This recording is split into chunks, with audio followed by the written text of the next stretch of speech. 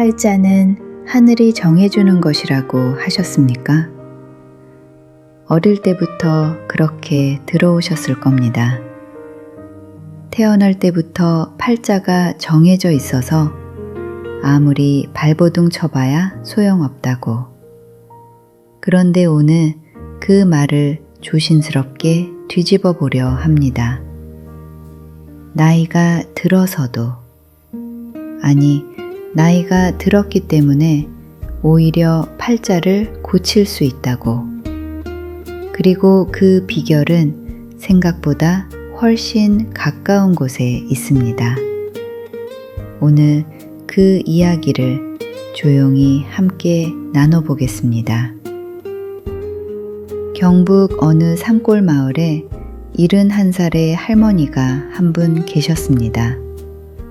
이름은 순자 할머니라고 부르겠습니다. 그분의 삶은 참으로 고달팠습니다. 젊어서는 가난했고 남편은 일찍 세상을 떠났습니다. 자식들은 도시로 나가버렸고 허리가 굽어지도록 밭을 일구셨습니다. 마을 사람들은 뒤에서 이런 말을 했습니다. 저 할머니는 팔자가 참 기구해.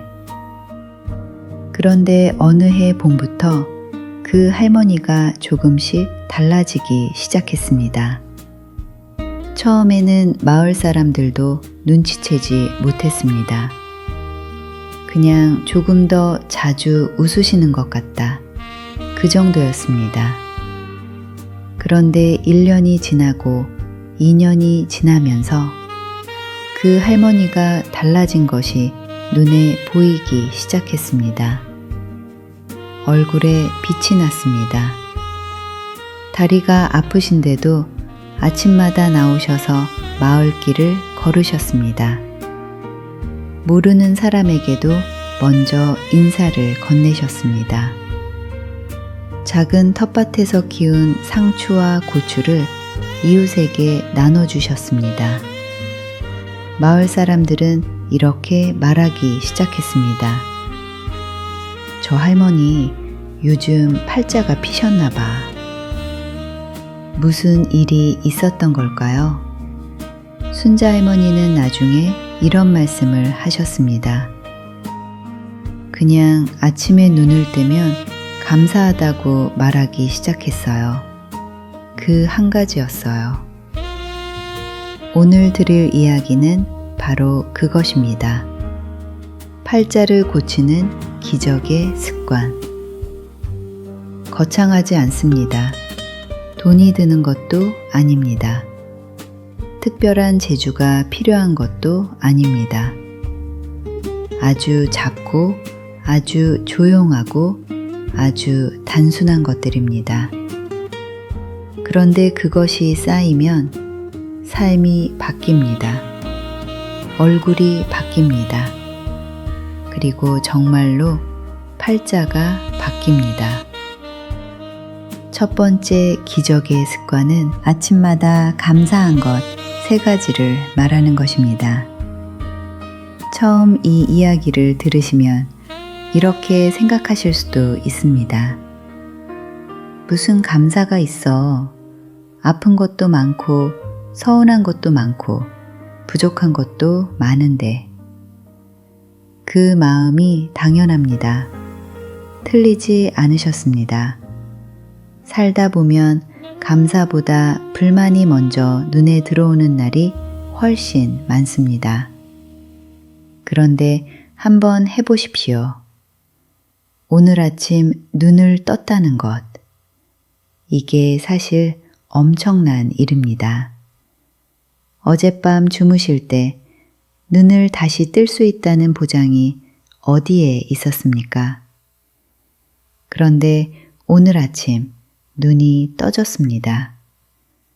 창밖에 햇살이 들어옵니다. 몸이 조금 아파도 숨을 쉬고 있습니다. 밥을 먹을 수 있습니다. 이것들이 사소한 것처럼 보이지만 이것들이 없는 사람들의 이야기를 들으면 결코 사소하지 않다는 것을 알게 됩니다. 감사하는 습관이 왜 팔자를 고치냐고요? 감사를 반복하면 뇌가 좋은 것을 찾는 훈련이 됩니다. 아침마다 감사한 것을 찾다 보면 하루 종일 좋은 것이 눈에 들어오기 시작합니다. 담장 너머로 핀 꽃도 보이고 이웃의 따뜻한 인사도 들리고 따뜻한 밥 한 끼의 소중함도 느껴집니다. 그러다 보면 마음이 달라집니다. 마음이 달라지면 얼굴이 달라집니다. 얼굴이 달라지면 사람이 다가옵니다. 사람이 다가오면 삶이 달라집니다. 이것이 팔자가 바뀌는 과정입니다. 꼭 크고 거창한 감사가 아니어도 됩니다. 오늘 바람이 선선했다는 것, 밥맛이 좋았다는 것, 이웃이 웃으며 인사해 줬다는 것, 이 작은 것들을 하나씩 찾아보십시오. 처음엔 어색하실 겁니다. 그런데 한 달만 꾸준히 하시면 변화가 시작됩니다. 석 달이 지나면 주변 사람들이 먼저 알아차립니다. 두 번째 기적의 습관은 하루에 한 가지씩 내려놓는 것입니다. 나이가 들면서 팔자가 무거워지는 이유 중 하나는 오래된 것들을 너무 많이 끌고 다니기 때문입니다. 30년 전에 나를 서운하게 한 사람에 대한 원망, 이렇게 살지 말았어야 했다는 후회, 자식이 이래야 하는데 며느리가 저래야 하는데 하는 기대, 그 무게들을 다 짊어진 채 걸어가려니 걸음이 무겁습니다. 어깨가 무겁습니다. 내려놓는다는 것이 잊어버리는 것이 아닙니다. 포기하는 것도 아닙니다. 그냥 오늘 하루만큼은 그것을 손에서 내려놓는 겁니다. 잠깐이라도 덜 붙들고 있는 겁니다. 충청도에 사시는 78의 할아버지 이야기입니다. 그분은 젊었을 때 사업이 망하면서 많은 것을 잃으셨습니다. 형제들에게 배신을 당하셨고 그 원망을 20년 넘게 가슴에 품고 사셨습니다. 밥을 먹다가도 그 생각이 나면 밥맛이 없어지셨다고 합니다. 꿈에서도 그 일이 나왔다고 합니다. 그런데 어느 날 손녀딸이 이런 말을 했습니다. 할아버지, 그 사람들은 잘 자고 잘 먹고 있을 텐데 왜 할아버지만 혼자 속을 끓이세요? 그 말이 비수처럼 가슴에 꽂혔다고 합니다. 그리고 그날 밤 그분은 혼자 조용히 그 원망을 종이에 써서 태워버리셨다고 합니다. 완전히 사라진 것은 아니었습니다. 그래도 뭔가 가벼워진 느낌이 들었다고 합니다. 그 뒤로 그분은 조금씩, 아주 조금씩 내려놓기 시작하셨습니다. 그리고 2년 뒤 그 할아버지의 얼굴이 달라졌다고 형제들이 말했습니다. 하루에 한 가지씩 억지로 용서하지 않아도 됩니다. 그냥 오늘 하루만큼은 그 생각을 잠깐 내려놓겠다고 마음먹어 보십시오. 오래된 원망 한 조각, 지나간 후에 한 페이지, 이루어지지 않는 기대 하나. 그것을 조금씩 내려놓을 때 어깨가 가벼워지고 걸음이 가벼워집니다. 걸음이 가벼워지면 삶이 가벼워집니다. 이것이 두 번째 기적입니다. 세 번째 기적의 습관은 몸을 매일 조금씩 움직이는 것입니다. 이건 운동 이야기가 아닙니다. 헬스장에 가라는 이야기도 아닙니다. 그냥 매일 아주 조금씩 몸을 움직이는 것입니다. 무릎이 아프면 앉아서 발목을 돌려도 됩니다.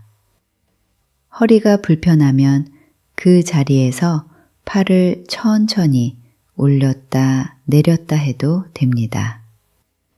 날씨가 좋으면 대문 밖으로 딱 10걸음만 나가보셔도 됩니다. 왜 이것이 팔자를 고치는 기적이냐고요? 몸이 움직이면 뇌가 깨어납니다. 뇌가 깨어나면 감정이 달라집니다. 안에만 계시면 생각이 안을 맴돌다가 점점 무거워집니다. 그런데 바깥 공기를 마시고 발이 땅을 밟는 느낌을 받으면 그 무거움이 조금씩 흩어집니다. 계절의 변화가 느껴집니다. 바람이 달라진 것도 느껴집니다. 몸이 살아있다는 것이 느껴집니다. 부산 바닷가 근처 마을에 74세 할머니가 계셨습니다. 무릎 수술을 2번이나 하신 분이라 걷는 것이 쉽지 않으셨습니다. 아침에 일어나면 발부터 무릎까지 뻐근해서 한동안은 화장실 가는 것 외에는 거의 방 안에 계셨습니다.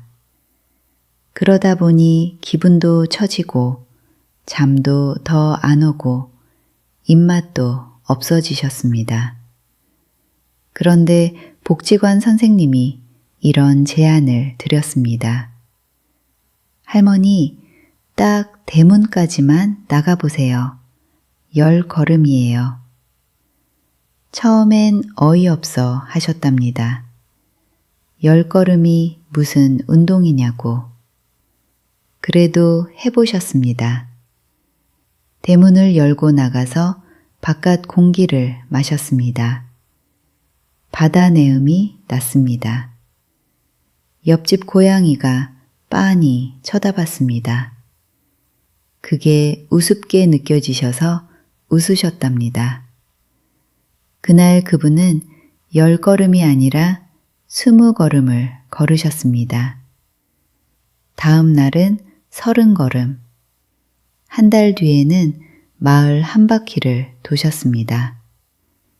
몸이 움직이기 시작하면 삶도 움직이기 시작합니다. 무릎이 아파도 됩니다. 천천히 해도 됩니다. 딱 하루에 한 번, 조금씩만. 그 조금이 쌓이면 기적이 됩니다. 다시 처음으로 돌아가 봅니다. 순자 할머니, 아침마다 감사하다고 말하기 시작하셨다는 그 할머니. 그분의 삶이 바뀐 것은 돈이 생겨서가 아니었습니다. 자식이 돌아와서가 아니었습니다. 몸이 갑자기 좋아져서도 아니었습니다.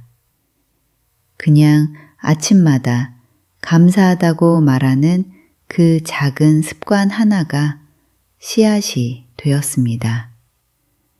그 씨앗에서 가벼움이 자라났고 웃음이 자라났고 사람이 모여들었습니다.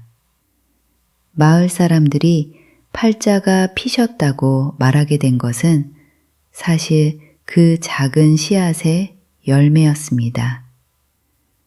이 이야기를 들으시면서 어떤 마음이 드셨습니까? 나는 이미 너무 늦었다는 생각이 드셨습니까? 이 나이에 무슨 팔자가 바뀌냐 싶으셨습니까? 아닙니다. 절대 늦지 않으셨습니다. 오늘이 나머지 인생에서 가장 젊은 날입니다. 팔자가 바뀌는데 거창한 준비가 필요하지 않습니다. 돈이 필요하지 않습니다. 젊음이 필요하지 않습니다. 딱 3가지면 충분합니다. 아침마다 감사한 것 3가지를 찾는 것. 하루에 1가지씩 내려놓는 것. 매일 조금씩 몸을 움직이는 것. 이 3가지를 오늘부터 시작하시면 됩니다. 1달 뒤에 달라지고, 3달 뒤에 달라지고, 1년 뒤에는 주변 사람들이 먼저 알아차립니다. 저분 요즘 팔자가 피셨나 봐. 그 말을 듣게 됩니다. 그리고 그 팔자는 하늘이 준 게 아니라 당신이 스스로 만든 겁니다. 봄이 되면 오래된 고목에서도 새싹이 납니다. 지난 겨울이 얼마나 혹독했든 봄 기운이 스며들면 가장 오래된 가지에서도 꽃이 핍니다. 나이가 많다고 꽃이 피지 않는 것이 아닙니다.